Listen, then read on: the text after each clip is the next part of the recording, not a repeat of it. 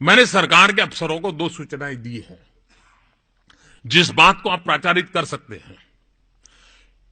कुछ व्यापारियों को लगता है कि भाई अभी हम डिजिटल चले जाएंगे और हमारा टर्नओवर बढ़ जाएगा।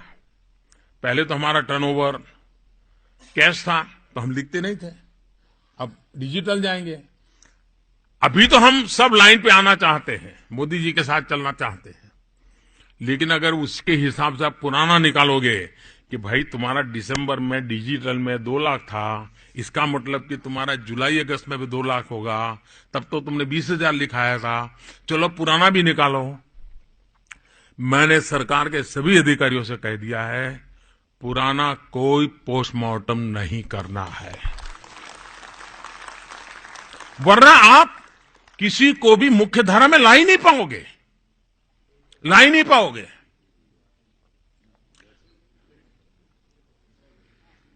8 तारीख के पहले ऐसा ही हम चाहते हैं कि मजदूरों का शोषण बंद होना चाहिए, मजदूरों को उनका हक का पैसा मिलना चाहिए। आज क्या होता है, कैश देते हैं और कहते हैं इतना, देते हैं इतना।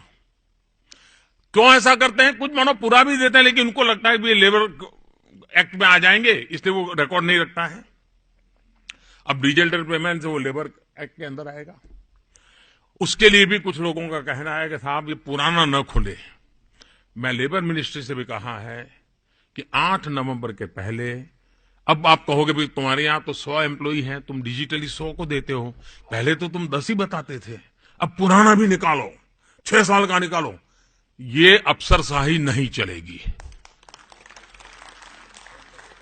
बहुत साफ हूं मैं इससे। मैं इस देश के सामान्य मानवी के लिए ये सरकार जितना सकारात्मक कर सकती है उस करने के पक्ष में हूं, और इसलिए 8 नवंबर के बाद जो भी मुख्य धारा में आना चाहते हैं उनको अवसर मिलना चाहिए, और ये डिजिटल व्यवस्था के कारण ये संभव होगा। और देश का हर व्यक्ति जी ये अफसरशाही का जुल्म सहने को तैयार नहीं है। हम उससे मुक्त कराना चाहते हैं, और एक ऐसी सरकार है जो अफसरशाही से भी सामान्य नागरिक को मुक्त कराने के लिए खुद कदम उठा रही है।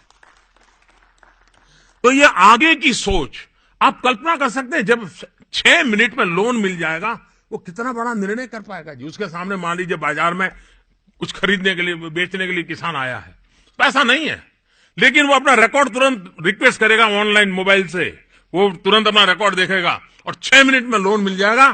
तो किसान जो माल लेकर के आया है वो तुरंत खरीद लेगा, किसान का भी फायदा होगा, व्यापारी को भी काम हो जाएगा, बैंकिंग सिस्टम भी सरल हो जाएगी। इतनी संभावनाएं डिजिटल में पड़ी हुई है, और इसलिए ये डिजिटल सिर्फ नोटों, कागज की नोटें कम करने का कार्यक्रम नहीं है जी, ये पूरी तरह वे ऑफ लाइफ बदलने का कार्यक्रम है, एक वे ऑफ इकोनॉमिक सिस्टम को बदलने का कार्यक्रम है। और दुनिया में उन्हीं देशों ने प्रगति की है जिन्होंने इन बदलाव को समय रहते हुए स्वीकार किया है। हम लोगों का ये प्राइम रिस्पॉन्सिबिलिटी होनी चाहिए कि हम इस बात को आगे बढ़ाएं। 15,000 परिवारों को हर दिन इनाम आप पहुंच सकते हैं लोगों के पास। आप ध्यान रखिए कि आपके इलाके में किसको ड्रॉ लगा है, उनका सम्मेलन कीजिए। देखो भाई मेरे यहां 1,000 रुपया आ गया। ये बात आपको एनकैश तब होती है जब आप उसके साथ जुड़ते हैं। बाकी सरकार एक के बाद एक जनहित में कदम उठा रही है, और आपको पता चल गया होगा हम टुकड़ों में नहीं सोचते हैं, एक पूरा फुल स्केल डिजाइन के साथ सोचते हैं, पत्ता धीरे धीरे खोलते हैं लेकिन पूरे स्केल में सोच करके चल रहे हैं, उसी को आगे बढ़ना है। बेनामी संपत्ति का कायदा पहले पास किया था, डिजिटल का फरवरी से अक्टूबर तक 23 महत्वपूर्ण डिसीजन लिए हुए हैं इस सरकार ने। डिजिटल प्रमोशन के लिए फरवरी से अक्टूबर तक 23 महत्वपूर्ण डिसीजन लिए हुए हैं, लेकिन अगर हम उसको ध्यान नहीं रखेंगे, हम उसको ऐसे ही कार्यवाही मानेंगे तो बदलाव नहीं आ सकता है। और जो सफलता मिली है जी इस अभियान को, कोई कल्पना नहीं कर सकता है कि ऐसी सफलता मिले।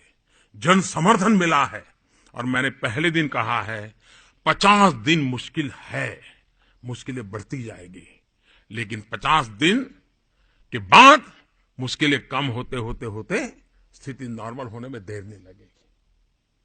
50 दिन अभी भी मैं कह रहा हूं। वैसे आज रिपोर्ट शुरू हुआ है कि काफी नॉर्मल हुआ है, फिर भी मैं कहता हूं 50 दिन तकलीफ है ही है। 50 दिन के बाद एकदम ऊंचाई तकलीफ पहुंचेगी, फिर धीरे धीरे करके ठीक होगा। ये बात हमको लोगों को बतानी होगी। अच्छा करने का हमारा प्रयास है, होके रहेगा, मेरा विश्वास है। बहुत बहुत धन्यवाद।